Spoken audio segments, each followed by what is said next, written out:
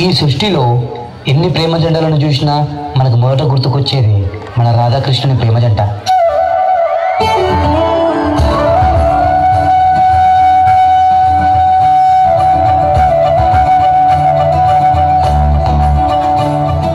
కృష్ణుడికి 16,000 మంది గోపికలున్నా రాధనే ఎక్కువగా ఇష్టపడతాడు.